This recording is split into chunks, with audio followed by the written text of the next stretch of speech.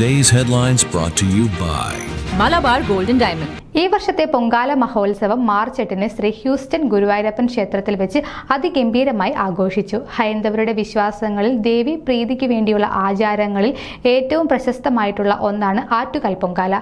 കേരളത്തിൽ മാത്രമല്ല, ലോകമെമ്പാടുമുള്ള ഹൈന്ദവ സ്ത്രീകൾ വ്രതമെടുത്ത് അതീവ ഭക്തിയോടെ കൊണ്ടാടുന്ന ഈ പവിത്രമായ ആചാരം കുടുംബത്തിന്റെ സർവ്വ ഐശ്വര്യത്തിനും വേണ്ടിയുള്ളതാണ്. ശ്രീ ഗുരുവായൂരപ്പൻ ക്ഷേത്രത്തിന്റെ ആഭിമുഖ്യത്തിൽ വിപുലമായ സജ്ജീകരണങ്ങളാണ് ഈ വർഷത്തെ പൊങ്കാല മഹോത്സവത്തിനോടനുബന്ധിച്ച് ഭക്തജനങ്ങൾക്കായി ഒരുക്കിയിരിക്കുന്നത്. അമേരിക്കയിലെ പല ഭാഗങ്ങളിൽ നിന്നായി വന്നു ചേർന്ന നിരവധി സ്ത്രീജനങ്ങൾ അമ്പലമുറ്റത്ത് പ്രത്യേകമായി തയ്യാറാക്കിയ പൊങ്കാല അടുപ്പുകളിൽ ദേവി പ്രീതിക്കായി പൊങ്കാല അർപ്പിച്ചു. അന്നേ ദിവസം അതിരാവിലെ തന്നെ മേൽശാന്തി ശ്രീ സൂരജ് തിരുമേനിയുടെ കാർമ്മികത്വത്തിൽ ആരംഭിച്ച വിശേഷൽ പൂജകൾക്ക് ശേഷം രാവിലെ 11 മണിയോടെ ദേവി സന്നിധിയിൽ നിന്നും പകർന്നെടുത്ത തിരുനാളം ചെണ്ടമേളത്തിന്റെ അകമ്പടിയോടെ എഴുന്നള്ളിച്ച് പൊങ്കാല മണ്ഡപത്തിൽ പ്രത്യേകമായി തയ്യാറാക്കിയ ഭണ്ഡാര അടുപ്പിൽ തെളിയിച്ചതോടെ ചടങ്ങുകൾക്ക് തുടക്കമായി. This news reels brought to you by Malabar golden diamond.